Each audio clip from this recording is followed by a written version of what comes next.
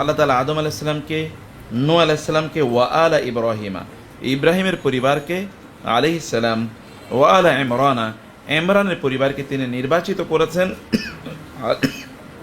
আলাল আলামিন, জগৎবাসীর উপর।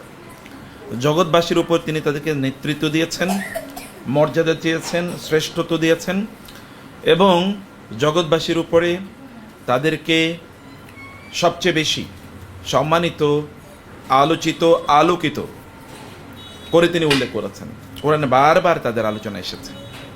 দুটো ফ্যামিলির আলোচনা তো অনেক বেশি, একটা হচ্ছে আলে ইমরান, একটা হচ্ছে আলে ইব্রাহিম। এই দুটো ফ্যামিলির আলোচনা আল্লাহ অনেক অনেক বেশি করেছেন। এবং আদম আলাইহিস সালাম তিনি আমাদের পিতা, মানব জাতির, এবং মানব জাতির দ্বিতীয় পিতা বা সেকেন্ড ফাদার বলা হয় কাকে তোমরা জানো? নূহ আলাইহিস সালামকে। আদম জাতির মানব জাতির সেকেন্ড ফাদার কাকে বলে? নূহ আলাইহিস সালামকে। কারণ নূহ আলাইহিস সালামের সময় গোটা পৃথিবীর সব কিছু কি হয়ে যায়? নিমজ্জিত হয়ে যায়, সব শেষ। শুধু দোজ হু বিলিভড ইন নূহ আলাইহিস সালাম এবং নূহ আলাইহিস সালামের জাহাজে যারা উঠেছিল তারা ছাড়া সব কিন্তু শেষ, তাই না? একটা মহাপ্লাবন হয়েছিল তখন।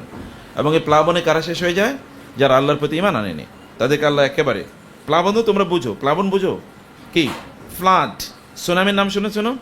Tsunami, it is a combination of tsunami, flood and other things. আসমান থেকে বৃষ্টি মুষলধারে অনেক দিন পর্যন্ত, আবার জমিনে কি মাটি থেকে বিভিন্ন জায়গায় পানি উচ্ছারিত হচ্ছে, আবার সমুদ্রের তলদেশ ফেটে গেছে, অতএব সমুদ্র থেকে পানি, মাটি থেকে পানি, উপর থেকে বৃষ্টি। এখন পানির এমন অবস্থা যে পাহাড় পর্যন্ত পানি উঠে গেছে। পাহাড় কত বড়? পাহাড় পর্যন্ত। এবং নূহ আলাইহিস সালামের এক সন্তান, তিনি নূহ আলাইহিস সালামের প্রতি ঈমান আনেন নাই, মানে আল্লাহর প্রতি ঈমান আনেন নাই। তারপরেও নূহ আলাইহিস সালাম আল্লাহকে বলেন, আল্লাহ আমার সন্তান তো ডুবে যাচ্ছে, মারা যাচ্ছে, সে তো আমার পরিবারের অন্তর্ভুক্ত, এবং আপনি বলেছেন আমার পরিবারকে রক্ষা করবেন। তখন আল্লাহ তাআলা বলেছেন না, ও আপনার পরিবারভুক্ত না। তার আগে নূহ আলাইহিস সালাম তার ছেলেকে বলেছিলেন যে তুমি আমার সাথে এসো, এরকাম মাআনা, আমার সাথে জাহাজে উঠো, ওয়ালা তাকুম মিনাল খাসিরিন, তুমি ধ্বংস হয়ে যেও না। কিন্তু ছেলে কি বলেছিল? সাআবি ইলা জাবালিন ইয়াসিমুনি মিনাল মা, ওই যে পাহাড় দেখছেন, আমি পাহাড়ের উপরে উঠবো এবং পানি আমাকে ধরতে পারবে না। তখন নূহ আলাইহিস সালাম বলেছেন, লা আসিমাল ইয়াউমা মিন আমরিল্লাহ ইল্লা মান রাহিম, আল্লাহ না বাঁচাইলে আজকে বাঁচানোর কেউ নাই, পানি আজকে সবাইকে ডুবিয়ে দেবে। তো ছেলে গিয়ে পাহাড়ে আশ্রয় নিয়েছিল, কিন্তু পাহাড়ও কি হয়েছে? বিশাল পাহাড়, ওই পাহাড়ও ডুবে গেছে, আর কেউ বাঁচতে পারেনি। কিন্তু যারা আল্লাহর প্রতি ঈমান এনেছে, আল্লাহ তাআলা তাদেরকে বাঁচিয়ে দিয়েছেন এবং তারা নূহ আলাইহিস সালামের জাহাজে উঠতে পেরেছিল। অতএব this is why he is called second father. আমাদের ফার্স্ট ফাদারকে আদম আলাইহিস সালাম, সেকেন্ড ফাদারকে নূহ আলাইহিস সালাম। আর মুসলিম জাতির একজন পিতা আছে, তার নাম কি? কি নাম বলো তো? ইব্রাহিম আলাইহিস সালাম। মুসলিম জাতির পিতা কি? ইব্রাহিম আলাইহিস সালাম। আল্লাহ বলেছেন, হুয়া সাম্মাকুমুল মুসলিমিন, তিনি তোমাদের নাম রেখেছেন মুসলিম। আমরা যে মুসলিম, আমাদের নাম কে রেখেছে? মুসলিম। ইব্রাহিম আলাইহিস সালাম কে রেখেছেন? ইব্রাহিম আলাইহিস সালাম। এখন ইব্রাহিম আলাইহিস সালামের পরিবারকে আল্লাহ তাআলা গোটা মানব জাতির উপর নির্বাচন করেছেন। কারণ কি? ইব্রাহিম আলাইহিস সালাম তার পরিবারটাকে এমনভাবে তৈরি করেছেন যে গোটা পৃথিবীর সম্মান, মর্যাদা, নেতৃত্ব, সম্পদ ইত্যাদি সব কিছু পাওয়ার মতো যোগ্যতা তারা অর্জন করেছেন। ইব্রাহিম আলাইহিস সালামের দায় এটা, ইব্রাহিম এবং তার স্ত্রীদের কাজ। এই কারণে আপনাদের আলোচনা এটা, তোমরা মনোযোগ দিয়ে শুনতে হবে যে ছেলেদেরকে, মেয়েদেরকে কি করতে হয়। ইব্রাহিম আলাইহিস সালাম তিনি তার সন্তানদেরকে এমনভাবে লালন করেন, তার দুজন সন্তান, দুই ছেলে, একজন নাম হচ্ছে ইসহাক, আরেকজন নাম কি? ইসমাইল। নাম জানো না তোমরা? একজন নাম কি? ইসহাক, আরেকজনের নাম ইসমাইল। এই দুজনকে তিনি এমনভাবে লালন পালন করলেন যে এই দুজনে পরবর্তীতে নবী হয়েছে। তিনিও নবী, এই দুজনও নবী। শুধু তাই না, ইব্রাহিম আলাইহিস সালামের পর যত নবী এসছে, সকল নবী ইব্রাহিম আলাইহিস সালামের বংশে এসছে। তাহলে গোটা পৃথিবীর সকল হেদায়েতের কেন্দ্র যে ফ্যামিলি থেকে এসছে, এই ফ্যামিলির নাম কি? The family of Ibrahim, the family of Ibrahim আলাইহিস সালাম। এখন ইব্রাহিম আলাইহিস সালামের এই ফ্যামিলি আসলে ইব্রাহিম আলাইহিস সালাম করেছেন কি? তার জাতি মূর্তি পূজা করতো, তার বাবাও মূর্তি পূজা করতো। তিনি গিয়ে বললেন বাবাকে, ইয়া আবাতি লিমা তা'বুদু মা লা ইয়াসমাউ ওয়া লা ইউবসিরু ওয়া লা ইউগনি আনকা শাইয়া। বাবা, এখনো তিনি কিন্তু নবী হন নাই, ছোট, তোমাদের মতো বয়স। বাবাকে বললেন, বাবা এগুলো কিসের পূজা করো? যেমন মা যদি সিনেমা দেখে, মা তুমি কিসের সিনেমা দেখো? রমজান মাস। বাবা যদি ইউটিউবে হাবিজাবি দেখে, বাবা তুমি এটা কি করছো, তোমাদেরকে বলতে হবে এটা, বুঝতে পেরেছো? তুমি নিজেই যদি সিনেমা দেখো, তোমার যদি বলা লাগে তুমি এগুলো কি করছো, তুমি যদি গান শোনো, এই হাই তোলা যাবে না তো এখানে, এটা তো হাই তোলার জায়গা না। হাই হাই আসে কার থেকে বলো তো? শয়তানের পক্ষ থেকে। হাই আসে কার পক্ষ থেকে? শয়তানের পক্ষ থেকে। হাই তোলা যাবে না। রাসূল ইসলাম জীবনে কোনোদিন হাই তোলেন নাই। তাহলে বুঝতে হবে যে আমরা কার আদর্শ লালন করি, শয়তানের আদর্শ নাকি রাসূলের আদর্শ? কার? রাসূলের আদর্শ। এই জন্য হাই তোলা যাবে না। হাই তোলা মানে হচ্ছে শয়তান ঢুকে গেছে। এখন বলবা শয়তান তো বন্দি, আসলো কোত্থেকে? কারিন একটা শয়তান আছে। কি শয়তান আছে? কারিন। একটা তো ইবলিস, আর একটা কি কারিন। এখন কারিন শয়তানগুলো আমাদেরকে এরকম, ইবলিস বন্দি কিন্তু কারিন তো আর বন্দি না হয়তো বা, এই কারণে ওগুলো আমাদের কারিন একটা অভ্যাস তৈরি করে দেয়। এই অভ্যাসের কারণে আমরা ওই রমজানের আগেও যেরকম চলি, রমজানের মধ্যে সেরকম চলি। এই জন্য কোনো হাইও তোলা যাবে না, কোনো কথা নাই, সব কিন্তু আমার এই এই এই মাইকের দিকে তাকায় থাকতে হবে আমি কি বলছি। কারণ বলছি 10 মিনিট, প্রায় 5-6 মিনিট চলে গেছে। তাহলে তিনি ছোট, তার বাবাকে গিয়ে বললেন যে বাবা এটা কিসের পূজা করো? এ তো কথা শোনে না, চোখে দেখে না, এবং কোনো কল্যাণ অকল্যাণ কিছুই করতে পারে না। এর কাছে আমরা যদি চাই সে তো আমাদেরকে কিছু দিতে পারবে না, দেন আমরা এটা কেন করছি? এখন তোমরা মাকে গিয়ে বলবে মা এটা কি করছো, বাবা তুমি এটা কি করছো, এটা বলতে হয়। এটা সব ভালো মানুষের এটা করেছে, এবং স্কুল থেকে তোমরা যদি এটা শেখো তাহলে বুঝতে হবে যে না তোমরা আদর্শ কিছু শিখে গেছো। আর তখন বড় হওয়ার এটা কি একটা প্রবণতা, ছোটবেলা থেকেই তিনি বড় হচ্ছেন, তার মধ্যে এটা কি common sense, good common sense তার মধ্যে প্রিভেইল করে, কাজ করে। কখনো কখনো সন্তানদেরকে পিতামাতা শেখায়, কখনো কখনো সন্তানরা পিতামাতাকে শেখাচ্ছে। যেমন এখানে ইব্রাহিম ইসলাম তার বাবাকে গিয়ে বললেন বাবা এটা কেন, এটা কি করছো? বাবা বললো না এটাই তো আমাদের আদর্শ, আমরা এটাই করি। না, এটার পূজা করা যাবে না, এগুলো সব বোগাস, ফলস ডেইটিস। এবং তাহলে কার ইবাদত করব? এই কারণে তিনি এবার আকাশের দিকে তাকালেন। তিনি আনমনা সন্ধ্যাবেলায় তিনি আকাশের দিকে তাকালেন। এ বিস্তৃত বিশাল আকাশ। তোমরা কি আকাশের দিকে তাকিয়েছো সর্বশেষ? আচ্ছা, কে কবে আকাশে তাকাইছো? আকাশ দেখেছো বলো? অনেক দিন দেখেছো, হাত তুলতে পারছে না। কালকে দেখেছো। এবার চাঁদ দেখেছো কে কে দেখি? অল্প কয়েকজন। আচ্ছা মাশাআল্লাহ, তারপর অনেকে দেখেছে। আপনাদের কাজ হচ্ছে বাচ্চাদেরকে আকাশ দেখানো। এই বড় আকাশ কে তৈরি করলো, এই তারকাগুলো কে তৈরি করলো, এটা কাজ আপনাদের, এটা মায়েদের কাজ। বাবারা তো নাই, বাবারা তো সব ওই যে গেছে আল্লাহই জানে, অফিসে গেছে না? হ্যাঁ, আচ্ছা। মারা ভালো ভালো করে শোনেন। আর এখানে তো মা কমপক্ষে 300-400 মা থাকার কথা ছিল, এখন বাকি মায়েরা কই? হ্যাঁ, বাসায় কি করে? রান্না করছে আজকে, তাই না? আজকে মজা করে ইফতার খাওয়া হবে, এই কারণে ইফতারের পিছনে সারাদিন চলে গেছে। ইফতারের পেছনে যদি এখনও যায়, আগেও যেত খাবারের পেছনে রান্নাঘরে, এখনও রান্নাঘরে সময় যাচ্ছে, তাহলে হইল কি? তাহলে তো এই জীবন আসলে কোনো জীবন না, তাই না? খুবই দুর্ভাগ্যজনক। যাই হোক, যতটুকু আপনারা শুনবেন, আপনাদের পরে আরও বহুত লোক শুনবে ইনশাআল্লাহ এটা।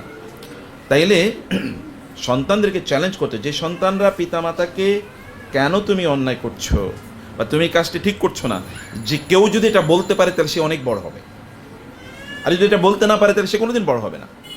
তুমি যদি মা বাবাকে আমাকে খাবার দাও, আমার খুবই ক্ষুধা লেগেছে, আমাকে সুন্দর জামা কাপড় কিনে দাও, এগুলো যদি বলতে পারো, তাইলে আল্লাহর কথা বলতে হবে না? তোমরা বুঝতে পারছো আমার কথা?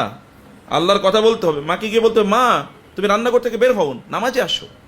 বাবা মসজিদে আজান দিয়ে দিচ্ছে, একামত দিয়ে দিচ্ছে, তুমি কেন বাসায় বসে আছো? এগুলো বাবা মাকে বলতে হবে। বলতে পারবা তো? আওয়াজ দেয় না, বলতে পারবা কিনা?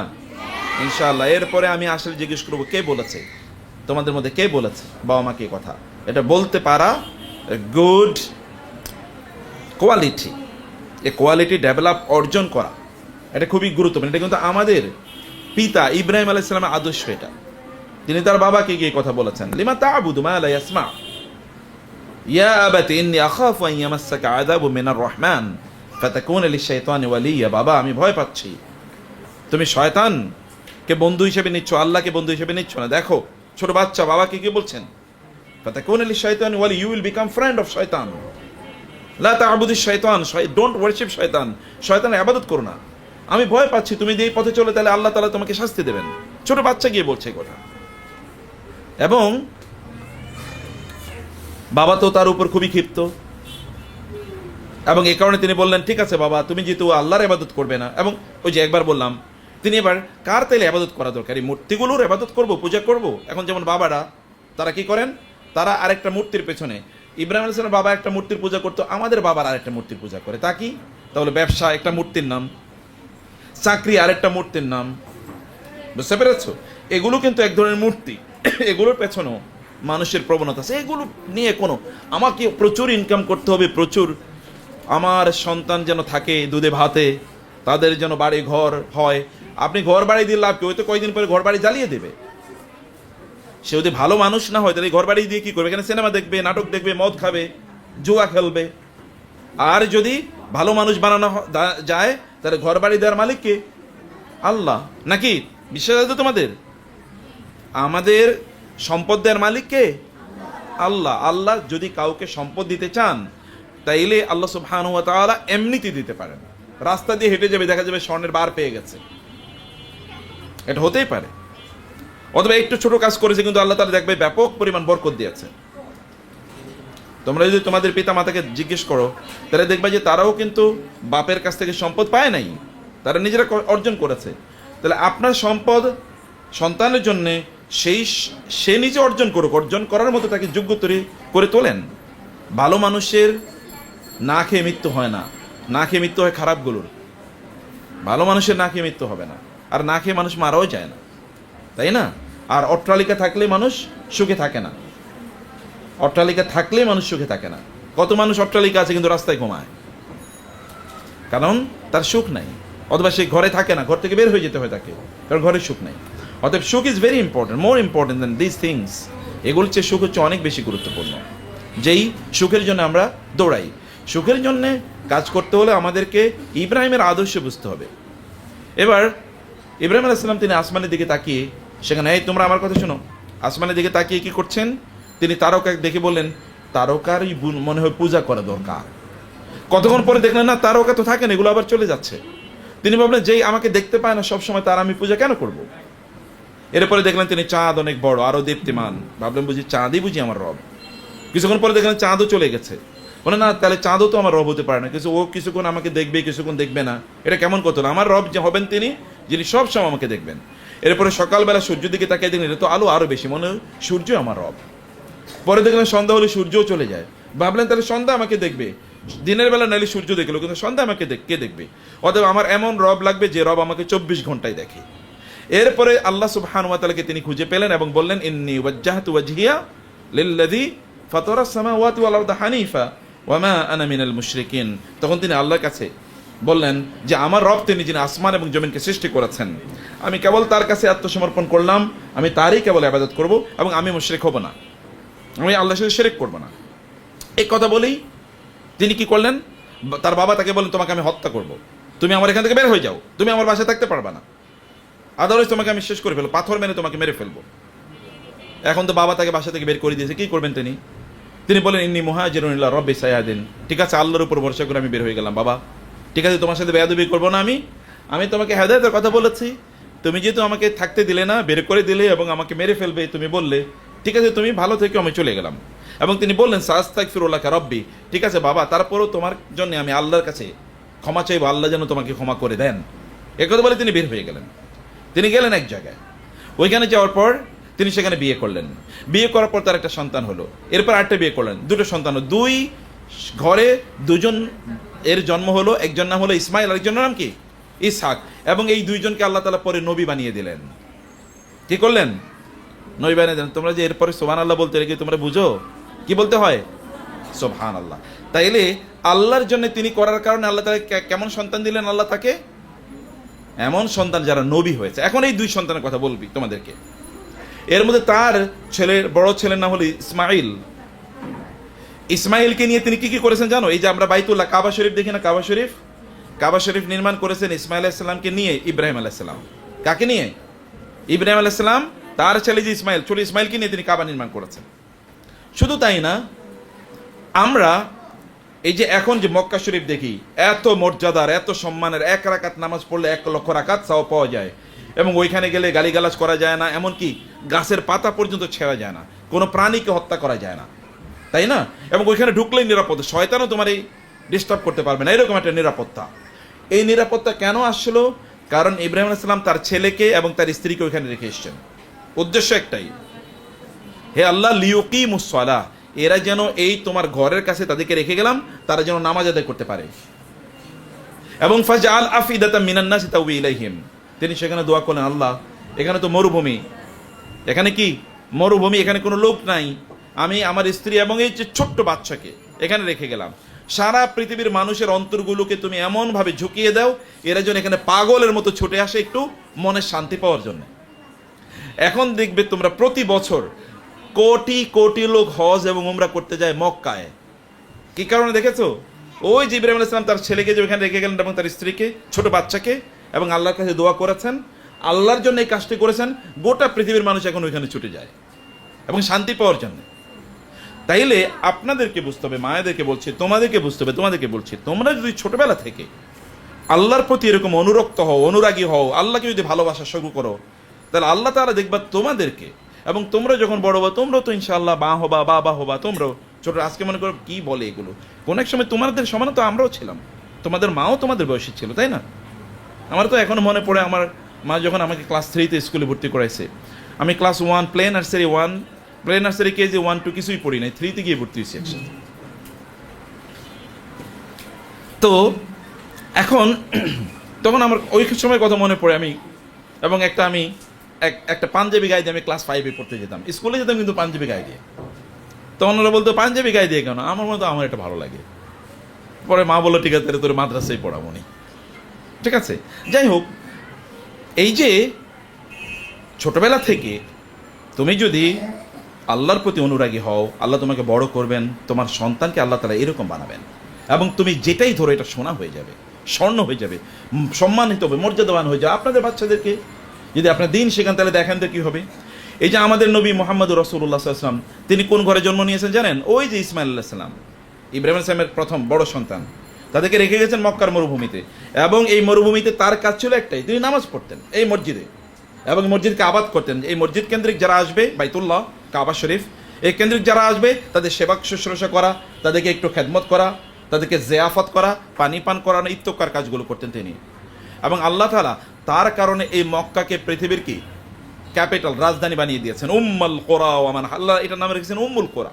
কোরআনে বলেছেন উম্মুল কোরা মানে হচ্ছে দি মাদার অফ অল সিটিজ, গোটা পৃথিবীর সব কিছুর কেন্দ্রবিন্দু এটি, গোটা পৃথিবীর কি সব কেন্দ্রবিন্দু। এবং এরপরে ইব্রাহিম আলাইহিস সালামের আরেক সন্তান, তার নাম হচ্ছে ইসহাক আলাইহিস সালামের ঘরে আল্লাহ তাআলা পাঠালেন ইয়াকুব আলাইহিস সালামকে। তোমরা ইয়াকুব আলাইহিস সালামের নাম শুনছো কিনা? ইয়াকুব আলাইহিস সালাম কার বাবা? ইউসুফ আলাইহিস সালামের বাবা। তাইলে ইব্রাহিম তিনিও নবী, ইসহাকও নবী, ইয়াকুবও নবী, ইউসুফও নবী, এবং এরপরে যত নবী এসে সকল নবী কিন্তু ওই বংশে এসছে। যদি তোমরা যদি ছোটবেলা থেকে ভালো হও, তাহলে দেখবা তোমরা কেবল না, তোমাদের 14 জেনারেশন যারা, তোমাদের সন্তান, তাদের সন্তান, তাদের সন্তান, তাদের সন্তান, তাদের সন্তান, এরাও ভালো হবে। আপনারা যদি এক সন্তানকে এরকম তৈরি করতে পারেন, তাহলে আপনারা দেখেন কি হতে পারে। আপনাদের সন্তানের ঘরে নবী হবে, নবী না হোক একজন আলেম হবে, নবীর উত্তরসূরি। আচ্ছা আমি আলেম বাদ দেই, ভালো মানুষ হবে। আপনাদের একটা ভালো মানুষ দরকার সমাজে, সব খারাপ লোক। আপনি একেবারে এই যে যারা দোকানদারি করে দেখেন না, সিন্ডিকেট, এখন দেখেন জিনিসের দাম বেশি না কম? এই দাম কেন বেশি হবে? রমজানে তো জিনিসের দাম কমবে, শয়তান বন্দি। তাহলে জিনিসের দাম কমার কথা ছিল না বাড়ার কথা ছিল? কমার কথা ছিল। কিন্তু দেখা যাচ্ছে শয়তান, জিন শয়তান বন্দি, কিন্তু মানুষ শয়তানগুলো কি খারাপ কাজ করছে। মানুষ শয়তান মানে যে যারা দেখতে দেখা যায় মানুষের মতো, কিন্তু আস্ত একটা শয়তান। এবং শয়তান এদেরকে দেখলেও লজ্জা পায় যে তুই তো আমার চেয়েও বড় শয়তান দেখতেছি। কারণ হচ্ছে কি, শয়তান সকল আদর্শ তার মধ্যে পাওয়া যায়। কারণ আপনাদেরকে চিন্তা করতে হবে, আপনাকে শয়তানের আদর্শ লালন করছেন নাকি আল্লাহর নবীদের আদর্শ লালন করছেন? এটা একটা পরিবার। আর একটা পরিবার কি, আলে ইমরানের পরিবার। মানে ইমরান হচ্ছেন মারিয়াম আলাইহিস সালামের বাবা, অথবা তার পূর্ব কোনো পুরুষের নাম। মারিয়াম আলাইহিস সালামের মায়ের নাম হলো হান্না আল ফাখুর। কি নাম বলো তো? কি বলছি? হান্না আল ফাখুর। হান্না তার পেটে সন্তান চলে এসেছে, তিনি মা, তিনি তখন পেটের সন্তানকে কেন্দ্র করে বলেন, রব্বি ইন্নী নাযারতু লাকা মা ফি বাতনি মুহাররারান ফাতাকাব্বাল মিন্নি। হে আল্লাহ, আমার পেটে যে সন্তান এসছে না, এই সন্তানকে তোমার জন্য উৎসর্গ করে দিলাম। কি করলাম? তোমার জন্য উৎসর্গ করে, মানে তোমার ইবাদত করবে, তোমার ঘর এর খেদমত করবে। তোমার ঘর মানে হচ্ছে এই যে বাইতুল মুকাদ্দাস, একটা হলো বাইতুল্লাহ কাবা, আর হলো জেরুজালেমে যে ইহুদিরা দখল করে রাখছে, সেটার নাম কি? মসজিদে আকসা। এটার নাম কি? মসজিদে আকসা বা বাইতুল মুকাদ্দাস আল কুদস। সেখানে এই মসজিদে তিনি সেবা করবেন, এখানে ইবাদত করবেন। কিন্তু তার চিন্তা ছিল একটা, কি হবে? ছেলে সন্তান হবে। আপনার বোনেরা ভালো করে শোনেন, কি হবে? একটা ছেলে সন্তান। তোমরাও শুনো, মনে করছে একটা ছেলে সন্তান হবে, কিন্তু হয়েছে কি? মেয়ে হওয়ার পরে তিনি বলেন, আল্লাহ ইন্নী ওয়াদাতু উনসা, আল্লাহ আমার মনে হয়েছিল একটা ছেলে হবে, আমার ছেলে হলে আমি তাকে মসজিদের সেবা করার জন্য, তোমার রাস্তায় যুদ্ধ করবে, তোমার দিন প্রচার করবে, এই কারণে আমি একটা ছেলে চাইছিলাম, কিন্তু হয়েছে তো মেয়ে। আল্লাহ তাআলা বলেন, আল্লাহু আ'লামু বিমা ওয়াদা, তোমার ছেলে হয়েছে না মেয়ে হয়েছে, এটা কি তোমার সে আল্লাহ কম জানেন নাকি? সন্তান তো দিছি আমি, অতএব আমি জানি তোমার কি হবে। তুমি জন্ম দেওয়ার পরে বুঝছো কি হবে, ও তো তুমি জন্ম দেয়া না। মানুষ যখন আমি সৃষ্টি করেছি তখনই জানি আমি, কারণ আমি তৈরি করেছি, আমি তোমাকে মেয়ে দেবে, এটা তখনই আমি সিদ্ধান্ত নিয়ে রেখেছি। অতএব এটা তো নতুন ইস্যু না, আমি জানি। এবার মা কি বললেন? আল্লাহ আমি ইন্নী সাম্মাইতুহা মারিয়াম, আল্লাহ আমি তার নাম রাখলাম মারিয়াম। কি রাখলাম নাম?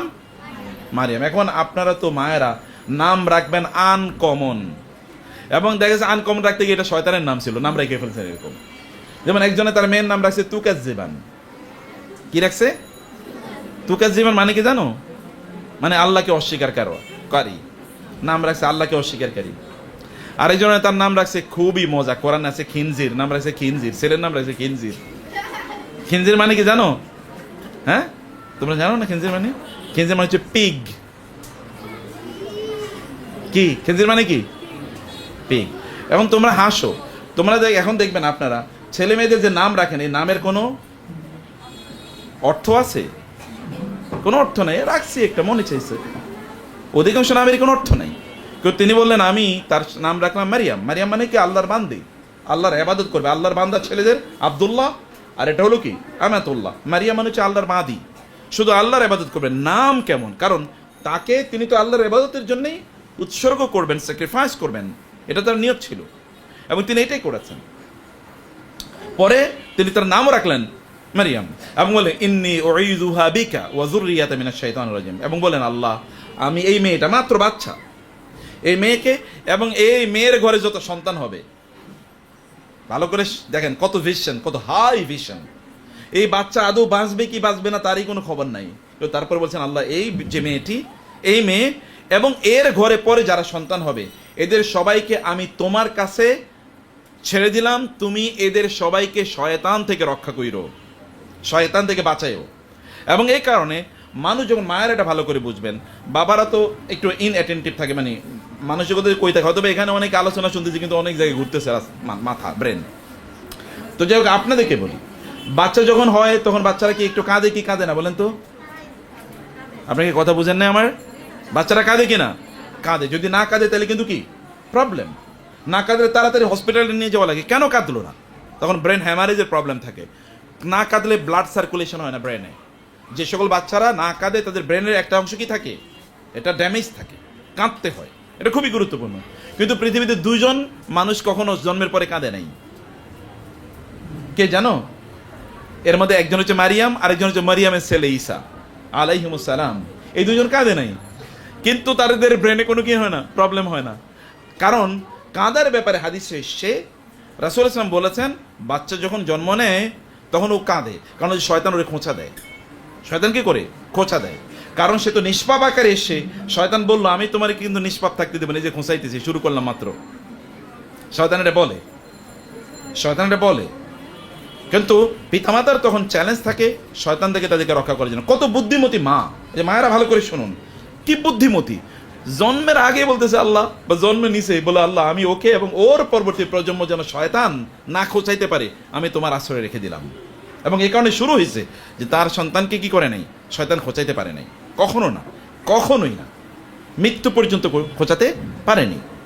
এখন এই মারিয়াম এর তো জন্ম হলো এবং তাকে বাইতুল মুকাদ্দাসের খেদমত করবে, তার জন্য সেখানে তাকে ছেড়ে দেওয়া হলো।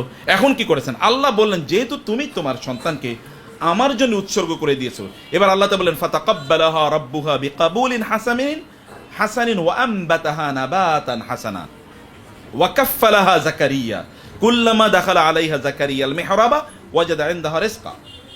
খুবই গুরুত্বপূর্ণ চারটে কথা। এক নম্বর হচ্ছে আল্লাহ তাআলা বললেন, এবার আল্লাহ নিজে দায়িত্ব নিয়ে নিলেন এই সন্তানের কি করার জন্য। তাকে আল্লাহ তাআলা কি করবেন? আল্লাহ সুবহানাহু ওয়া তাআলা তাকে এবার রক্ষণাবেক্ষণ করবেন। আল্লাহ বলেন ফাতাকাব্বালাহু রাব্বুহা বিকাবুলিন হাসানিন। আল্লাহ তাকে উত্তমভাবে এই সন্তানটাকে এবার গ্রহণ করলেন, যে ঠিক আছে, তোমার সন্তানকে যেহেতু তুমি আমার জন্য উৎসর্গ করে দিয়েছো, আমি একে এবার নিজে কি করবো? তত্ত্বাবধান করবো। ওয়া আমবাতাহা নাবাতান হাসানা। এবং আল্লাহ তাআলা বললেন, আমি তাকে এবার মানে তার গ্রোথ এটা আমি নিজে নিয়ে নিলাম। আচ্ছা, আমবাতা শব্দটি এর অর্থ কি? আপনার বাসায় আপনারা কি কোনো মানে ইনডোর ট্রি ব্যবহার করেন? আপনারা ইনডোর ট্রি? আচ্ছা, ইনডোর ট্রি যদি ব্যবহার না করেন তাহলে বাচ্চারা শিখবে কোত্থেকে? কিছু তো অন্তত ট্রি বা গাছ কীভাবে ম্যানেজ করতে হয় এটা বুঝতে হবে। মানে আপনারা দেখবেন যে গাছের চারা, অথবা আপনার গ্রামে যদি, তোমরা তো অথবা দেখবে না, এগুলো তোমার প্রয়োজনে ইউটিউবে ভিডিও দেখো, এটা ভালো জিনিস। কিভাবে গ্রামে কৃষকরা তারা ফসল উৎপাদন করে কিভাবে, যখন তারা ধানের যেমন চারা যখন রোপণ করে এরপরে আইসা কৃষক এবার নাকে তেল দিয়া, কারণ আমি অলরেডি চারা রোপণ করে দিয়েছি, কয়েকদিন পরে এগুলো কি ধান হয়ে যাবে, এরকম হয় না। তিনি কি করেন? রোপণ করেন, সার দেন, আগাছা যেন না আসে, ঘাস আগাছা ইত্যাদি এগুলো কেটে দেন। আবার কি এখানে পোকা যেন, মাজরা পোকা ইত্যাদি যেন না ধরে, এই জন্য কীটনাশক দেন, পানি দেন, প্রতিদিন সকালে যান বিকালে যান, এটা নিয়ে ব্যস্ত থাকেন সারাদিন রাত। যেই সে কৃষক যত বেশি মনোযোগী তার এর প্রতি, কৃষি মানে জমির প্রতি, ক্ষেতের প্রতি, অথবা এখানকার ফসলের প্রতি, তার ফসল সবচেয়ে ভালো হয়। আর যে একটু ইনডিফারেন্ট, অমনোযোগী, তার ফসল কিন্তু ভালো হয় না। আল্লাহ তাআলা বললেন, একজন কৃষক যেমনিভাবে তার ফসলগুলোকে খুবই মনোযোগের সাথে এগুলোকে তদারকি করে, রক্ষণাবেক্ষণ করে, আমি মারিয়ামকে এরকম রক্ষণাবেক্ষণের দায়িত্ব আমি নিজে নিলাম। কে নিয়েছেন? ভালো করে শোনেন। আল্লাহর জন্য সন্তানকে উৎসর্গ করলে দায়িত্ব কে নেয়? আল্লাহ নেয়। তখন আল্লাহ বলে, যেহেতু তুমি তোমার সন্তানকে আমাকে দিয়ে দিয়েছো, তো তোমার কোনো টেনশন নেই, এবার আমি নিলাম দায়িত্ব, যাও, আমি দায়িত্ব পালন করব। আমার গল্প বলি, আমার ছোটবেলা মা, ওই যে ক্লাস 5 থেকে, আমি ক্লাস 5-এ খুব ট্যালেন্টফুল, মানে খুবই এলাকায় সবচেয়ে ভালো রেজাল্ট করা একজন। এখন পড়াবো হলো স্কুলে, কারণ আমাদের দেশে তো মায়েরা এবং বাবারা, ছেলেরা মেয়েরা যদি একটু ভালো পড়াশোনা করে তাহলে ওরা একটা বানাবো, ডাক্তার বানাবো, অথবা কি বানাবো, একটা ইঞ্জিনিয়ার, হাবি যাবে, এরকম একটা ভিশন। তো এরকমই তো আশপাশের লোকেরা এসে বলে, আমার মামারা অথবা আমার কাজিনরা, যে মনে হয় ছেলেটা তো ভালো পড়াশোনা করে, ওরে বুঝি ওই দিকে নিয়ে যাবো। মা বলে, না, ওরে মাদ্রাসায় পড়াবো, কারণ ও তো স্কুলে যাওয়ার সময় পাঞ্জাবি পড়ে যায়, ঠিক আছে, মাদ্রাসায় পড়াবো।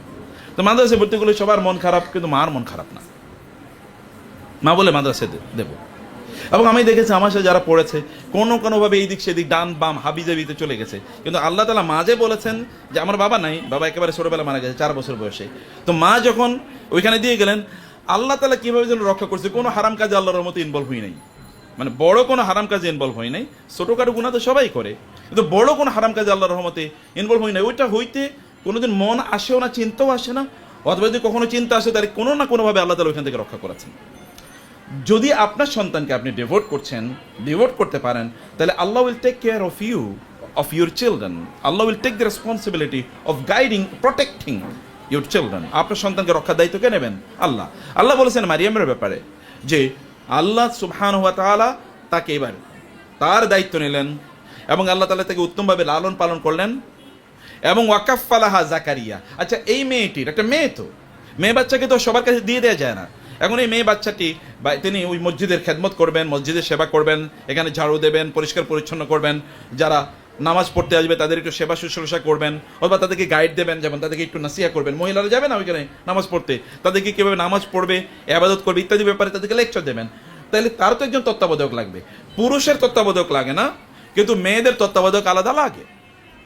মানে এইরকম তত্ত্বাবধায়ক না, যেই তত্ত্বাবধায়ক, মানে এখন আবার মনে করুন তাহলে তো ছেলেদেরকে তত্ত্বাবধান করা লাগবে না, মেয়েদের ডাবল ছেলেদের তত্ত্বাবধান করা লাগে। কারণ মেয়েরা তো ঘরের মধ্যে থাকে, এরা একটু পথভ্রষ্ট হওয়ার কম সম্ভাবনা থাকে। ছেলেরা ঘরের বাইরে যেহেতু যায়, ওরা বেশি পথভ্রষ্ট হওয়ার সম্ভাবনা থাকে। আচ্ছা, এলাকা মাস্তান হয় কারা, মেয়েরা না ছেলেরা?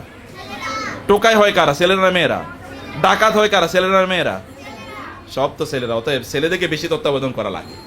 মায়েরা আবার মনে করবেন যে না, তাইলে তো বুঝে নো, কিন্তু মেয়েদের একটা এক্সট্রা প্রোটেকশন লাগে, কারণ এই প্রোটেকশনটা অন্য জায়গার মতো না। মেয়েদের একটা এক্সট্রা প্রোটেকশন লাগে। এই প্রোটেকশন এখন কে দেবে? তাকে টেক কেয়ার কে করবে? তার সেবা করবে। তার সেবা করবে, তাকে একটু খাদ্য দেবে, পানীয় দেবে, তার রুম টুল ঠিক আছে কিনা, এগুলো সব দেখার জন্য এবার আল্লাহ তাআলা দায়িত্ব দিলেন ওই যুগের নবী, তার নাম হলো জাকারিয়া। ওই যুগের নবীর নাম কি?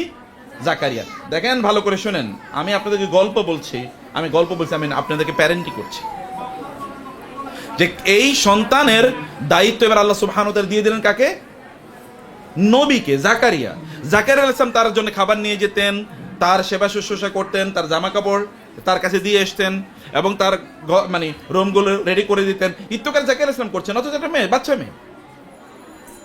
এবং জাকারিয়া একবার ওইখানে গেলেন, কুল্লামা, আল্লাহ বলছেন কুল্লামা, যখনই জাকারিয়া ওখানে যেতেন, গিয়ে দেখতেন ওইখানে খাবার। কিন্তু প্রথমবার যখন জাকারিয়া আলাইহিস সালাম ওইখানে গেলেন, তার রুমে, তিনি একটা কোয়ার্টার, মসজিদে একটা কোয়ার্টার, আলাদা একটা রুমে থাকতেন, গিয়ে দেখলেন ওইখানে খাবার এবং ফল। এবং এটা কি সিজনাল ফল না, এমন ফল যে ফল এই সিজনে পাওয়া যায় না। ছোট বাচ্চা, এই মারিয়াম, তোমার কাছে ফল আসলো কোত্থেকে? আমি না তোমাকে খাবার দেই, আমি খাবার নিয়ে আসি, কিন্তু তুমি ফল পাইলা কোত্থেকে? তখন এই ছোট বাচ্চা কি বলেছেন জানেন? এই বাচ্চা বলেছে, এই যে ছোট মেয়েটি, এই মেয়েটি বললেন, আল্লাহ তাআলা আমার জন্য জান্নাত থেকে ফল পাঠাইছে। সুবহানাল্লাহ বলবা না? এখানে এত আওয়াজ হচ্ছে কেন? ঘটনা কি?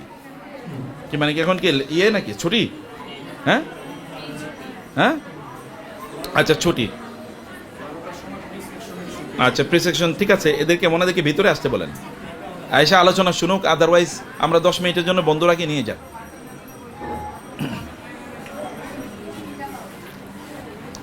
ভেতরে নিয়ে আসেন। এই যে তোমরা, এই যে ছেলেরা এদিকে চলে আসো, প্রয়োজন ওরা দাঁড়াক, ওনাদেরকে বসতে দেন। শুনেন বোনেরা, আমরা বুঝেছি আপনার কথা শোনার মুডে নাই, তাইলে আপনি যদি আপনার সন্তানকে আল্লাহর কাছে যদি আপনি ছেড়ে দেন, তাহলে আল্লাহ সুবহানাহু ওয়া তাআলা, এই তোমরা এদিকে তাকাও, ওইদিকে কি? এটা কি চিড়িয়াখানা না তো? এদিকে তাকাও। কালচার তৈরি করবে, টিচারদের এটা দেখতে হবে। এই যে টিচাররা, এটাও কিন্তু দেখছেন, আমি কতবার বলছি, আমার ছাত্ররা যারা আমার কাছে ক্লাস করে, এরা অন্যদিকে তাকাবে, ইট উইল নেভার হ্যাপেন ইনশাআল্লাহ। কারণ আমি এর মধ্যে কতবার বলছি এদিকে তাকাও। আপনার বসেন, একটু বসেন আপনার কাইন্ডলি। আপনারা যদি আল্লাহর কাছে আপনাদের সন্তানকে ছেড়ে দেন, তাহলে ওর খাবারের, রিজিকের জন্য এবার ব্যবস্থা করছে কে? আল্লাহ। অতএব এই যে বাবারা যে রিজিকের জন্য তারা সারা দিন রাত দৌড়ান, এই যে মায়েরা যে রান্না করে আপনার সারা দিন রাত দৌড়ান, দেখেন আল্লাহ কিভাবে ব্যবস্থা করে। ইফ ইউ ক্যান মেক আল্লাহ guardian responsible of your children, তাহলে আল্লাহ সুবহানাহু ওয়া তাআলা এটা ব্যবস্থা করে দিতে পারেন। নাও কামিং টু দি পয়েন্ট, আপনাদেরকে আর বেশি গল্প বলে লাভ নেই। শোনার অভ্যাস, এটা একটা উত্তম অভ্যাস। বলার অভ্যাস কি সবারই আছে, আপনার দাঁড়া করে দিলে আপনি 2 ঘন্টা বক্তৃতা দিতে পারবেন, কিন্তু কনসেন্ট্রেশন, এটা ভেরি ইম্পর্ট্যান্ট। কনসেন্ট্রেশন কেবল ভালো মানুষরা দিতে পারে, মনোযোগ দিয়ে কথা শুনতে পারে। ভালো মানুষরা কি কোনো দিন মনোযোগ দিয়ে কথা শুনতে পারে না? এটা একটা কোয়ালিটি, এটা একটা কোয়ালিটি। যেমন ফুটপাতে ক্যানভাসাররা, ওরা যে বক্তব্য দেয়, ওই বক্তব্য তো ফাটানো, আমার চেয়ে কমপক্ষে, আমার যদি দেন 10, তাহলে ওরা দেয়া লাগবে 1000 বক্তব্যের জন্য, তাই না? এত ফাটাফাটি বক্তব্য দেয়। কিন্তু যদি বলেন ওরা শোনার জন্য, ও দেখবেন 5 সেকেন্ডও শুনতে পারবে না মনোযোগ দিয়ে। শোনার যোগ্যতা একটা আলাদা যোগ্যতা। আল্লাহ তাআলা সাহাবায়ে কেরামদের যোগ্যতা উল্লেখ করেছেন কোরআনে, তারা বলেছেন ক্বালু সামি'না, আমরা শুনছি। এবং যে সকল জিনরা কোরআন শুনে ঈমান এনেছে, তাদের ব্যাপারে আল্লাহ বলেছেন কুল উহিয়া ইলাইয়া আন্নাহু ইসতামা'a, মনোযোগ দিয়ে শোনা, মনোযোগ দিয়ে শুনতে পারে, এটা কোয়ালিটি। এই কোয়ালিটি টিচারদের কাজ হচ্ছে বাচ্চাদের মধ্যে কোয়ালিটি ডেভেলপ করা, আপনাদের কাজ হচ্ছে বাচ্চাদের মধ্যে কোয়ালিটি ডেভেলপ করা, নিজেদের কাজ হচ্ছে কোয়ালিটি ডেভেলপ করা, যে মনোযোগ দিয়ে শোনা। এখন ফেসবুক টিপাতে টিপাতে আমাদের মনোযোগ নষ্ট হয়ে গেছে, আমরা মনোযোগ দিই, অথবা টেলিভিশন দেখতে দেখতে মনোযোগ নষ্ট হয়ে গেছে, এই চ্যানেল থেকে ওই চ্যানেল, এই পোস্ট থেকে ওই পোস্ট, এই কারণে মনোযোগের স্প্যান কম। এবং আমি আপনাদেরকে এটা নিজের ব্যাপারে বলি, আমার মনে হয় না যে এমন কোনো দিন যায় যেই দিন আমি নামাজে যখনই মনে পড়ে আমি বলি না, আল্লাহ তুমি আমার কনসেন্ট্রেশন স্প্যানটা বাড়িয়ে দাও। বুঝতে পেরেছেন কি বলছি? দোয়া, আল্লাহ তুমি আমার মনোযোগটা বাড়িয়ে দাও। কারণ আমি দেখি যে 1 মিনিটও মনোযোগ রাখতে পারি না, অন্যদিকে মনোযোগ চলে যায়। এটা চিন্তা করছে হয়তো অন্যদিকে মনোযোগ চলে যাচ্ছে। এই কারণে আল্লাহর কাছে এগুলো দোয়া করা দরকার। আপনার বোনেরা এবং আপনার ভাইয়েরা আপনাদের সন্তানকে আল্লাহর জন্য তৈরি করেন প্লিজ।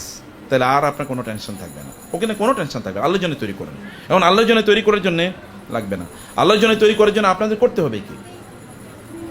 আল্লাহর জন্য তৈরি করার জন্য আপনাদেরকে যে কাজটি করতে হবে, নিজেদেরকে আল্লাহওয়ালা হওয়া লাগবে, নিজেদেরকে আল্লাহওয়ালা হওয়া লাগবে। এবং যদি আপনি আল্লাহওয়ালা হন, আপনার সন্তানগুলোকে আপনি আল্লাহওয়ালা বানাতে পারবেন। কিন্তু আপনি যদি আল্লাহওয়ালা না হন, আপনার সন্তানকে বানাতে পারবেন না। যদি না আল্লাহ তাআলা, হ্যাঁ, যেমন ইব্রাহিম আলাইহিস সালামের পিতাও তো খারাপ ছিল, মানে মূর্তি পূজক ছিল, কিন্তু আল্লাহ তাআলা তাকে নবী বানিয়েছেন। কিন্তু এরকম ঘটনা খুব কম। অধিকাংশ ঘটনা দেখবেন বাবা ভালো, সন্তানরা ভালো, মা ভালো, সন্তানরা ভালো, অধিকাংশ জায়গায়। কিন্তু মা খারাপ, সন্তানরা ভালো, বাবা খারাপ, সন্তানরা ভালো, এরকম ঘটনা আছে, খুবই রেয়ার, খুবই রেয়ার ঘটনা। কারণ আপনার এই যে রমাদান আসলো, এই রমাদান তো পরিবর্তনের অঙ্গীকার নিয়ে এসছে। আপনার এই রমাদানে আজকে কয় নম্বর রমজান চলছে? আজকে কয় রকম? আজকে 3 নম্বর রোজা রাখতেছি আমরা, নাকি 2 নম্বর রোজা রাখতেছি? মাশাআল্লাহ। দেখেন তো, রমজানে অলরেডি 2 দিন শেষ হয়ে যাচ্ছে। আপনারা কি ফিল করতে পারেন যে আমার একটু এবাদতে আগের চেয়ে মজা, অথবা এবাদতে আমার আগের চেয়ে কনসেন্ট্রেশন লেভেল বেড়েছে? আচ্ছা, আপনারা বোনেরা তো হাত তুলতে পারবেন না, আপনারা বলেন তো, আপনারা কি কোরআন তেলাওয়াত করা শুরু করেছেন কিনা বলেন তো? মাশাআল্লাহ। আচ্ছা, আপনি বলেন তো 5 ওয়াক্ত নামাজ একেবারে আউয়াল ওয়াক্তে পড়া শুরু করেছেন কিনা বলেন তো? আচ্ছা, মাশাআল্লাহ, 1-2 জন হাত তুলেছেন, বাকিরা আমি বলে যাচ্ছি আপনাদেরকে, আপনারা কেবল শুনেন প্লিজ। একেবারে নামাজের আজান দিয়ে দিয়েছে, নামাজ পড়া শুরু করেছেন। আপনারা বলেন তো, যখন ইবাদত কবুলের সময়, সেই সময় কি আপনারা রান্নাঘরে থাকেন নাকি আপনারা আপনাদের জায়নামাজে থাকেন?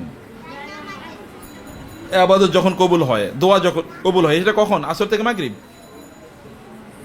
বেশ করে বিকাল বেলাটা দোয়া কবুল, রমাদানে বিকাল বেলা। এখন এই সময় আপনি করেন কি? আপনি যদি এই সময় কেবলমাত্র রান্নাঘরে থাকেন, আজকে ইফতার খাবে কি? আইটেম তো 30টা না বানাইলে আজকে আইটেম খাওয়ায় তো তারে, আপনি যারা আইটেম খাওয়ালেন, আপনার স্বামী অথবা আপনার সন্তান, এরপরে আর নামাজ পড়তে পারে না, কারণ মাগরিবের পরে তার ঘুম চলে আসতেছে। অথচ খাওয়ার কথা ছিল কম, ওইখানে কম সময় দেন। এটা তো ইবাদতের মাস, এটা তো খাবার মাস না। এটা কিসের মাস? ইবাদতের মাসে। যে ভাইয়েরা এখানে আছেন, বউদেরকে, ওয়াইফদেরকে তাদের উপর জুলুম করবেন না। তাদেরকে বলেন, যেমন আমার ওয়াইফকে আমি বলেছি যে রান্না বান্না খুব কম হবে, খুবই কম হবে রমাদানে, ঠিক আছে? রান্না বান্না খুবই কম হবে, আমাদের কিচেনে সময় কম যাবে, কারণ এটা কিচেনের সময়, এটা মসজিদের সময়, এটা মুসল্লা অথবা জায়নামাজের সময় দিতেও বেশি। কোরআন তেলাওয়াতের সময় দেন। আপনার বাচ্চারা দেখুক যে এই সময়গুলো কিভাবে কাটাতে হয়। আপনার বাচ্চারা দেখুক আপনি কোরআন তেলাওয়াত নিয়ে বসে আছেন, আপনি কোরআন তেলাওয়াত করছেন, আপনি ফুফিয়ে ফুফিয়ে কাঁদছেন, আল্লাহর কিতাব পড়ছেন, আপনি সেজদায় গিয়ে কাঁদছেন, এবং আপনার সন্তানরা শুনুক, ওদেরকে নিয়ে আপনি আল্লাহর কাছে দোয়া করছেন, ওদেরকে সামনে নিয়ে দোয়া করছেন, ওদের জন্য দোয়া করছেন, তারা ফিল করুক। এবং এই কাজ, যেমন আপনারা সাহারি খান কিনা? আজকে সাহারি কারা কারা খেয়েছেন বলেন তো, হাত তোলেন তো। আচ্ছা, মাশাআল্লাহ। এখন তো নতুন চরিত্র তৈরি হয়েছে আমাদের, তাহলে ঘুমাবেন 2টায়, 2টায় একবারে খায়া, যে 2টায় ঘুমাতে একবারে খায়া শুয়ে থাকবো, এরপরে ফজরও নাই, সাহারিও নাই। 2টায় সাহারি গেলে এটা কি সাহারি বলে? সাহারি তো এটা বরকতের খাবার। যেমন আমার বাসায় আমি বলেছি, যদি রাতে কেউ খায়ও, তাহলে তাকে সাহারি খেতেই হবে, সাহারি খাওয়ার জন্য উঠতে হবে, নো মার্সি, কোনো মার্সি নাই। এবং 11টার মধ্যে অবশ্যই লাইট অফ করতে, 11টা না করলে 11:30, 12টা যদি করে, কিন্তু তারপরে তাকে ওই 4টার দিকে উঠবে না, এটা কখনো হতেই পারে না। আমার ছোট বাচ্চা সহ সবাইকে উঠতে হবে 4টা, এটা মাস্ট। এবং আলহামদুলিল্লাহ আমরা গত 3 দিন এটা প্র্যাকটিস করছি, যেমন সাহারির জন্য উঠতেই হবে, এটা কোনো মার্সি নেই। এবং উঠে তখন তাহাজ্জুদের নামাজ পড়বে, কোরআন তেলাওয়াত করবে, আল্লাহর কাছে দোয়া করবে, যতটুকু পারে 2 রাকাতে করে। ছোট ছোট বাচ্চারা এর চেয়ে বেশি করতে পারে আমি জানি, কিন্তু এই হ্যাবিট তৈরি করে দেয়। সাহারি তো উঠবে না, সাহারি তো বরকতের খাবার, তখন আল্লাহ তাআলা প্রথম আকাশে নেমে আসেন, আপনার দোয়া কবুল করেন, আপনি দোয়া করবেন না তখন? আমি আমাদের বাচ্চাদেরকে বলছি, তোমরা বলো তোমরা কি হতে চাও, আল্লাহকে বলো, কারণ এই সময় দোয়া কবুলের সময়। আপনি আপনার বাচ্চাদেরকে নিয়ে করেন, এই সময় কোরআন তেলাওয়াত করেন, কাঁদেন। আপনি যত কম খাবেন তত সুস্থ থাকবেন, তত ইবাদতে আপনার মন তৈরি হবে, তত ইবাদতে ভালোবাসা তৈরি হবে। ভাইয়েরা, নামাজ বাসায় পড়া হারাম আপনাদের জন্য, মসজিদে গিয়ে নামাজ আদায় করতে 5 ওয়াক্ত জামাতের সাথে আদায় করেন। আপনি ব্যবসা করেন, চাকরি করেন, তাতে কি আসে যায়? আপনার চেয়ে কি কম ব্যস্ত কি রাসূল ছিল নাকি সাল্লাল্লাহু আলাইহি সাল্লাম? অথবা আপনাদের চেয়ে কম ব্যস্ত কি সাহাবায়ে কেরামরা ছিলেন? না, তার চেয়ে অনেক বেশি ব্যস্ত ছিল। কিন্তু তাদের দেখেন ইবাদত, আল্লাহ সুবহানাহু ওয়া তাআলা আপনার ঘরে এবং আপনার অন্তরে শান্তি তৈরি করে দেবেন যত আপনি আল্লাহর প্রতি ইবাদত করবেন। এটা দ্বিতীয় ইস্যু।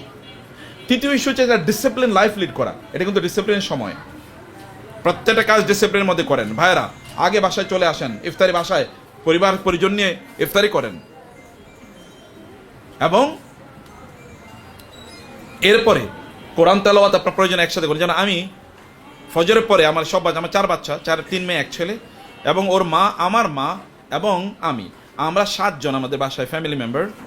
আমরা এই 7 জন একসাথে সকালবেলা কোরআন তেলাওয়াত করি ফজরের পরে। আমি সাধারণত ঘুমাই না, বাচ্চাদের যেহেতু পরবর্তীতে ক্লাস থাকে, এখন ওদেরকে বলেছি যে ওরা ফজরের পরে 1 থেকে 1.5 ঘন্টা ঘুমাতে পারবে, কিন্তু সেটাও 6টার আগে, সূর্য ওঠার আগে না, সূর্য ওঠার পরে তারপরে তারা ঘুমাতে যেতে হবে। কমপক্ষে 1 থেকে 1.5 ঘন্টা ফজরের পরে কোরআন তেলাওয়াত করতে হবে। এবং মাগরিবের পর থেকে এশার সময় আপনাদের জন্য মোস্ট প্রোডাক্টিভ টাইম কখন জানেন? যেমন আমার ফ্যামিলিতে আমি যেটা করি, আমার ফ্যামিলিতে আমি বলছি মোস্ট প্রোডাক্টিভ টাইম হলো 2টা। একটা হলো মাগরিব থেকে এশা, আরটা হলো কি 4টা থেকে 6টা পর্যন্ত, ভোর 4টা থেকে 6টা মোস্ট প্রোডাক্টিভ। আপনি বলেন এই তো ঘুমের সময়, 2টিই তো ঘুমের সময়, রেস্টের সময়। নো, মাগরিবের পর থেকে আসা পর্যন্ত আমার বাসায় ঘুমানো হারাম, কেউ বিছানায় যেতে পারবে না। তাহলে করবে কি? যেমন বাচ্চাদেরকে আমি বলছি এই সময় রাসূল সাল্লাল্লাহু আলাইহি ওয়াসাল্লামের জীবনী পড়ার সময় মোস্ট প্রোডাক্টিভ। আমার শরীর আমি খুব ব্যস্ত থাকি, একটু শরীর খারাপ থাকলো, আবার বাচ্চাদের কারণে কারণ ওদেরকে বলছি ঘুমাতে যাওয়া যাবে না, বিছানায় যাওয়া যাবে না। আই নেভার টাচ বিছানা, আলহামদুলিল্লাহ। আমি বলছি যে এটা করতে হবে। আদর্শ, আপনার নিজকে আদর্শ হিসেবে তৈরি করেন, ওদেরকে একটা রাসূলের জীবনী দেন, কিনে নিয়ে যান। কিন্তু এখানে অনেক সময় শুনি যে আপনারা বই কেনার জন্য 100 টাকা ব্যয় করতে চান না, কিন্তু আপনারা দেখা যায় যে মার্কেটে গিয়ে হাজার হাজার টাকা ব্যয় করছেন। খুবই দুঃখজনক। কোথায় ইনভেস্টমেন্ট করতে হবে এটা আমরা বুঝি না, খুবই আর দুর্ভাগ্যজনক। আমি জানি না ছোটবেলায় এখানে যারা আছেন কয়জন ঈদে জামা কিনেছেন। আমি কমপক্ষে 10-15 ঈদে জামা কাপড় কিনি নাই, কারণ টাকা পয়সা ছিল না, কোথায় কিনবো? ওই সময় এরকম প্রত্যেক ঈদে জামা কাপড় কিনতে হবে কালচারও ছিল না কোন এক সময়। কিন্তু এখন আপনার বাচ্চার জন্য জামা কাপড় কিনবেন, জামা কাপড় দিয়ে তাকে ডেকোরেট করলেন, কিন্তু ভেতর থেকে সে একটা কি হয়েছে, তার প্রসূবৃত্তি তার মধ্যে ডেভেলপ করেছে। বাইরে থেকে সাজানো, কিন্তু ভিতর থেকে তার কোনো সাজানো তৈরি হয় নাই। এই ভেতর থেকে সাজানোর কাজ কার? এটা আপনাদের দায়। ভেতর থেকে ওদেরকে সাজান, ভেতর থেকে ওদেরকে তৈরি করেন, অন্তর দিক থেকে ওদেরকে তৈরি করেন। ওদের জন্য বই কিনে নিয়ে যান, রাসূলের জীবনী কিনে নিয়ে যান, এবং ওদের অবশ্যই কোরআন কেবল পড়লে হবে না, কোরআন অনুবাদও তাদেরকে পড়তে হবে। এই অবস্থা তাদের জন্য তৈরি করে দেন। অবশ্যই কোরআন আপনি নিজে পড়েন, কোরআন অনুবাদ, একটা অনুবাদ কিনে নিয়ে যান বাজার থেকে। একটা রাসূলের জীবনে 1000 টাকা ইনভেস্টমেন্ট করেন, টাকা দিয়েছেন কে? আল্লাহ। তার পথে টাকা ব্যয় করতে কার্পণ্য দেখাবেন না। টাকা দিয়েছেন আল্লাহ, তার পথে টাকা ব্যয় করতে কার্পণ্য করবেন না। আপনাদের অনেকেই স্বপ্ন দেখেন বাচ্চাদেরকে হাফিজ বানাবেন। এখন আমি জানি এখানে ডিসিপ্লিন অনুসারে আপনারা আসেন না, বাচ্চারা আসে না, কিভাবে হাফিজ হবে?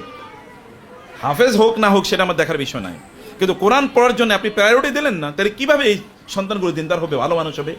আপনার ও সন্তানের দিকে তাকালে আপনার চোখটা জুড়িয়ে যাবে, আপনার মনটা জুড়িয়ে যাবে। আল্লাহ, এত সুন্দর, এত ভালো একটা সন্তান। আপনার সন্তান আপনার চোখের দিকে তাকিয়ে কথা বলবে না, কিভাবে এটা সম্ভব? এটা সম্ভব যদি ও দিন শেখে, এটা সম্ভব, এটা দিন শেখে, এটা তখনই এটা সম্ভব হয়। এটা করার জন্য আপনাদেরকে নিশ্চয়ই এই পথে আপনাদেরকে আসতে হবে। আমি আপনাদেরকে বলবো যে আপনাদের এই রমাদানে এখানে কোরআন শিক্ষার ব্যবস্থা করা হয়েছে, কোরআন পড়ুন, কোরআন শেখুন। এই রমাদান এটা আপনাদের জীবনকে পরিবর্তনের জন্য রমাদানটাকে বানানো, গোটা জীবন যেন কি হয়ে যায়, পরিবর্তন হয়ে যায়। এবং আপনার যদি এই যে মারিয়াম আলাইহিস সালামের গল্প আমি বললাম, মা মারিয়ামকে আল্লাহর জন্য ছেড়ে দিলেন, মারিয়াম আলাইহিস সালামের দায়িত্ব নিচ্ছেন কে? এবার আল্লাহ তাআলা। এবার তিনি দিয়ে দিলেন মানুষ, হিউম্যান বিং, জাকির আলাইহিস সালামকে, তখনকার নবী। এবং এই মারিয়ামের ঘরে কে জন্ম নিয়েছে বলেন তো? ঈসা আলাইহিস সালাম। দেখেছেন, মা কিন্তু তার সন্তানকে, মানে নানি, তার নানি নাতির জন্মের কারণ হয়ে গেছে। এই যে দিনদার, এত আল্লাহওয়ালা, মানে আল্লাহর নবী, শুধু সাধারণ নবী তো না, মিরাকুলাস জন্ম, একজন নবীর জন্ম হয়েছে ওই নানির কারণে। আপনি বলবেন যে আমি আমার সন্তান নিয়ে আমার টেনশন, পরে কি হবে, তা না। আপনি যদি আপনার সন্তানটাকে দিনদার বানান, তাহলে দেখেন আপনার নাতি অথবা নাতনি তারা এমন হবে যে তাদের ঘরে আল্লাহ তাআলা নবী অথবা নবীদের উত্তরসূরি আল্লাহ তাআলা তৈরি করে দেবেন, সৃষ্টি করে দেবেন। এটা তো যুগ যুগ ধরে এরকমই ঘটেছে। আপনার সন্তানকে তৈরি করা মানে আপনার সন্তানকে তৈরি করছেন না, আপনি এই সন্তানের সন্তানকে তৈরি করছেন। ও যদি ভালো মানুষ হয় তাহলে ওর সন্তানকে ও ভালো মানুষ বানাবে, তার সন্তানরা তাদের সন্তানদেরকে ভালো মানুষ বানাবে। আপনি কিন্তু ইউ আর ইম্প্যাক্টিং 14 জেনারেশনস। আপনি কিন্তু 14 জেনারেশন না, অথবা তার চেয়ে অনেক বেশি জেনারেশনকে আপনি ইম্প্যাক্ট করছেন, ইনফ্লুয়েন্স করছেন, আপনি তৈরি করে দিয়ে যাচ্ছেন। এবং এই কারণে you will be held responsible for them. আপনি একটা ভালো আপনার সন্তানকে দিনদার বানালেন, এই সন্তানরা তাদের সন্তান এরা সকলে মিলে যত সওয়াব পাবে, আপনি একা ততটুকু সওয়াব পাবেন, আপনার আমল নামে ততটুকু সওয়াব লিপ্ত হয়ে যাবে। একা আমল করে আপনি কত আমল করবেন? কিন্তু আপনার এমন একটা অবস্থা যে আপনার জন্য অন্যরা আমল করতেছে, মানে অ্যাজ ইফ আপনি বসে আছেন কিন্তু অন্যরা আপনার জন্য আমল করছে, অথবা আপনি কবরে শুয়ে আছেন কিন্তু অন্যরা আপনার জন্য আমল করতেছে। এটা কেমন হতে পারে? অসাধারণ না? আপনি বুঝতে পারছেন? আপনি কবরে শুয়ে আছেন কিন্তু আপনার জন্য আমল করতেছে কারা? অন্যরা। আপনার জন্য অন্য আমল করছে। এটা হয়? রাসূল সাল্লাল্লাহু কবরে শুয়ে আছেন না? আছেন কিনা? কথা বুঝে নেই অনেকেই। রাসূল কবরে শুয়ে আছেন কিনা? কিন্তু আমরা যে এখন কোরআন তেলাওয়াত করতেছি, তিনি সওয়াব পাচ্ছেন না? কবরে শুয়ে থেকেও সওয়াব পাচ্ছেন। সারা পৃথিবীর লোক তারাবির নামাজ আদায় করতেছে, কিন্তু সওয়াব পাচ্ছেন কে? লোকেরাও পাচ্ছেন, রাসূল সাল্লাল্লাহু সবাই মিলে যতটুকু সওয়াব পায়, রাসূল সাল্লাল্লাহু একা ততটুকু সওয়াব পাচ্ছেন। আদ-দাল্লু আলাল খায়রি কাফাইলিহি। আপনার সন্তানদেরকে তৈরি করেন, তাইলে দেখবেন আপনার টেনশন লাগবে না। ওদের জন্য আপনার দুনিয়া নিয়ে চিন্তা করতে হবে। দুনিয়ার মালিক কে? আল্লাহ। ওদেরকে আল্লাহ তাআলা দুনিয়া দেবেনি। ওদের দুনিয়ার বরাদ্দ না নিয়ে আল্লাহ পাঠান নাই। আল্লাহ ওদের দুনিয়ার বরাদ্দ না নিয়ে পাঠান নাই, কিন্তু আখেরাত রক্ষা করার দায়িত্ব আপনার। দুনিয়ার জন্য আল্লাহ জিজ্ঞেস করবেন, আখেরাতের জন্য জিজ্ঞেস করবেন, তাকে আখেরাতের উপযুক্ত করে তৈরি করেছো কিনা। আর ওই তৈরি করতে হলে কেবলমাত্র মিষ্টি কথায় ছেড়ে ভিজে না, এটা আমরা বলেছি। মিষ্টি কথা বলে লাভ হবে না, মিষ্টি আমল করতে হবে। নিজকে পরিবর্তন করেন, নিজেরে ভালো মানুষ বানান। আজকে থেকে সিদ্ধান্ত যে আমি ভালো মানুষ হয়ে যাবো, সময়গুলোকে টাইটলি কন্ট্রোল করব। আপনি রান্না করে থাকেন, সুবহানাল্লাহ আলহামদুলিল্লাহ আল্লাহু আকবার পড়েন, ইস্তেগফার করতে থাকেন, আপনি দুরূদ পড়তে থাকেন রাসূলের উপর, কোরআন তেলাওয়াত শোনেন না। বাসায় টেলিভিশন বন্ধ, হারাম জিনিস বন্ধ করতে পারবেন তো নাকি? বলে আমার টেলিভিশন দেখে তো আমি খাই, মানে অধিকাংশ যে আমি তো খাই টেলিভিশন, মানে সিনেমা, আর তো অন্য কোনো কিছু খাই না, তাহলে কেমনে হবে? কমকে বন্ধ করেন, টেলিভিশনের লাইন প্রয়োজনে বন্ধ করে দেন, তাতে কি আসে যায়? কিছুই যায় আসে না। টেলিভিশনকে আপনারা খাওয়াবে? প্রয়োজনে ইন্টারনেট বাসায় বন্ধ করে দেন, কিন্তু স্পিরিচুয়ালি অ্যাডভান্স হন, স্ক্রিন টাইম কমে দেন। যদি আপনার নিজের পরিবর্তন না করতে পারেন, হয়তো এখন আর আমাদের কথা শুনলেন না, কিন্তু কবরে গিয়ে বলবেন হা সা আল্লাহ আবার মুক্তাসারের কথাগুলো যেন অনুসারে চলতে পারে, আবার একটু দুনিয়া একদিনের জন্য পাঠাও। তখন কি আর কোনো কাম আছে? নো নো নো, কোনো উপায় নাই, কোনো উপায় নাই। চোখ বন্ধ করে দেন। আপনার মতো কত মানুষ চোখ বন্ধ করে চলে গেছে, কে তার খবর নেই। আপনি মনে করতেছেন আপনি না থাকলে দুনিয়াটা অচল হয়ে যাবে। আপনার সে কত গুরুত্বপূর্ণ লোক পালেও চলে গেছে বাংলাদেশ থেকে, তা তো বাংলাদেশ চলে নাই। আবার সমুদ্রে নিমজ্জিত হয়ে মারা গেছে, তা তো দেশ চলে নাই, তাই না? ফেরাউন তো সমুদ্রে তারে শেষ করেছে, তারপর কি রাষ্ট্র চলে নাই? আপনার বাবা মারা গেছে, তাই কি আপনার সংসার চলে নাই? আপনার মা মারা গেছে, তাই কি আপনাদের সংসার চলে নাই? চলে। কারোর জন্য কোনো কিছু আটকে থাকে না। আল্লাহ একটা ডিভাইন মেকানিজম করে দিয়েছেন, এই মেকানিজমে সব কিছু চলবে। এটা কারো উপর কোনো কিছুকে আল্লাহ তার নির্ভর করে দেন না, কেবল সব কিছু নির্ভর করে তার উপর। অতএব আপনি আপনার সন্তানের জন্য ইনএভিটেবল না, ওকে স্পিরিচুয়ালি গাইড করেন, তাকে দিন শেখান, তাকে ভালো মানুষ বানান। অন্তত মানুষ আপনার সন্তানকে দেখলে বলবে ওর বাবাটা খুব ভালো মানুষ ছিল, ওর মাটা খুবই ভালো মানুষ। কারণ মেয়েরা ভালো হয় মায়ের কারণে, ছেলেরা ভালো হয় কার কারণে? বাপের কারণে। অতএব মেয়েরা ভালো হয় মায়ের কারণে। মা একজন ভালো মানুষ। যে মা, মারিয়ামের মা, মারিয়ামের ঘরে আল্লাহ তাআলা, আপনি মারিয়ামের, আপনি ঈসা আলাইহিস সালাম, আপনি তার নানি হতে পারেন। সুবহানাল্লাহ, আপনি তার নানি হতে পারেন, আপনি ঈসা আলাইহিস সালামের মা না হতে পারেন, কমপক্ষে নানি হন। দ্য পসিবিলিটি ইজ দেয়ার, এখানে সেই সম্ভাবনা আছে। কিন্তু সেভাবে নিজকে তৈরি করা, এটা আমাদের জন্য, সবার জন্য অত্যন্ত জরুরি। So thank you very much আপনাদেরকে মনোযোগ দিয়ে আজকে কথা। আজকে একটু বেশি নীরব ছিলেন আপনারা, মাশাআল্লাহ, এটা রমজানের বরকত। আদারওয়াইজ এটা তো একটা বিশাল বড় বাজার, হাট বাজার, তাই না? আচ্ছা, এখানে তারাবির ব্যবস্থা আছে মহিলাদের, আমাদের বোনদের, আপনার ইউ ক্যান কাম হিয়ার। এখানে কোরআন এর শিক্ষার ব্যবস্থা করা আছে। আবার আমরা বলেছি আমাদের স্যারদেরকে বলবো যে বোনরা এখানে যারা, বোনদের নসিহত বেশি দরকার। আপনার বড় মনে করবেন যে মহিলাদের নসিহত দরকার না বেশি, মহিলাদের নসিহত বেশি দরকার। বাংলাদেশ তো একটা আনফর্চুনেটলি মহিলারা না যাইতে পারে মসজিদে, না যাইতে পারে মাহফিলে, না যাইতে পারে সেমিনার কনফারেন্সে। এই কারণে তারা ইসলাম শিখিও না, ইসলামের কাছেও নাই। বুঝতে পেরেছেন? তো পুরুষরা তো কিছু শুনতে পায়, কিন্তু মহিলা শুনতে পায় না। আপনাদের জন্য এখানে নাসিহার ব্যবস্থা বেশি বেশি করেন। আমাদের স্যাররা আছে, আমাদের শেখরা আছে, মাদানি আছে। আপনারা আধা ঘন্টা, 10 মিনিট, 15 মিনিট প্রতিদিন একটু নাসিহার ব্যবস্থা করেন, নাসিহা শোনেন। নাসিহা ইজ ভেরি ইম্পর্টেন্ট। আল্লাহ তাআলা নাসিহা কথা বলেছেন কোরআনে বারবার, যে আল্লাহ তোমাদেরকে নাসিহা করছেন। ওয়ানসাহু লাকুম, আমি তোমাকে নাসিহা করছি। কদ জাআকুম মাউইযাতুম মির রাব্বিকুম, তোমাদের রবের পক্ষ থেকে তোমাদের জন্য ওয়াজ এসেছে। ইয়াইযুকুম বিহি, আল্লাহ তোমাদেরকে ওয়াজ করছেন, নাসিহা করছেন। ওয়া তাওয়াসাউ বিল হাক্কি ওয়া তাওয়াসাউ বিস সাবর, পরস্পরকে নাসিহা করা। This is very important. এটা করা দরকার। আপনি নাসিহার মধ্যে থাকেন, কোরআন পড়েন, রাসূলের জীবনী পড়েন, হাদিস পড়েন, পড়াশোনার মধ্যে থাকেন, অথবা কমপক্ষে শোনেন, ইসলামিক লেকচারগুলো শোনেন। ইউটিউবে প্রচুর পরিমাণ সুন্দর সুন্দর লেকচার পাওয়া যায়, সেগুলো শুনবেন। প্রয়োজনে ইউটিউবে শোনার দরকার নাই, কোরআন তেলাওয়াত শুধু শুনেন। এটা কোরআনের মাস, কোরআন তেলাওয়াত শুনেন, ইট উইল বি এনাফ ইনশাআল্লাহ। তাহলে এবাদতের স্বাদ পাবেন। আর নাহলে দেখবেন এবাদত নামাজে দাঁড়াইছেন, কখন যে আপনার নামাজ শেষ হয়ে গেছে আপনি জানেন না। পড়ছেন 4 রাকাত, মনে হচ্ছে কি 4 রাকাত পড়লাম না 3 রাকাত পড়লাম। 2 রাকাত পড়ার পরে অনেক সময় মনে থাকে না আমি কি 2 রাকাত পড়লাম। দ্বিতীয় রাকাতে কি আপনার মনে থাকে না প্রথম রাকাতে কোন সূরা পড়ছেন। এমন কি আপনি সূরা ফাতিহা পড়ছেন কিনা এটাই মনে থাকে না। আছে কিনা এরকম? মানে এরকমই তো আমাদের অবস্থা। ওকে, তো থ্যাংক ইউ ভেরি মাচ, জাযাকুমুল্লাহ খায়ের। হ্যাঁ, না এগুলো তো বলছি, রাইট টাইমে স্কুলে আনা এবং না, এটা এটা স্কুলের ডিসিপ্লিনের ইস্যু। যারা আসবে না তাদের বাচ্চারা স্কুলে পড়ে কেমন, এটাই তো আমার কাছে অবাক লাগে। যারা রাইট টাইমে আসে না তাদের বাচ্চারা স্কুলে ঢুকে কেমন, এটাই তো আমার কাছে অবাক লাগে। এটা তো বিস্ময়কর। এবং আমি বলেছি, এখানে বলে গেছি মিসদেরকে এবং এখানকার শিক্ষকদেরকে, রাইট টাইমে না ঢুকলে দরজাটা বন্ধ করে থাকবে। যারা রাইট টাইমে আসতে পারে, এটা তো ইনডিসিপ্লিন। এই প্যারেন্টসের বাচ্চারা কোনোদিন দিনদার হবে না, এরা কোনোদিন ডিসিপ্লিনে থাকবে না।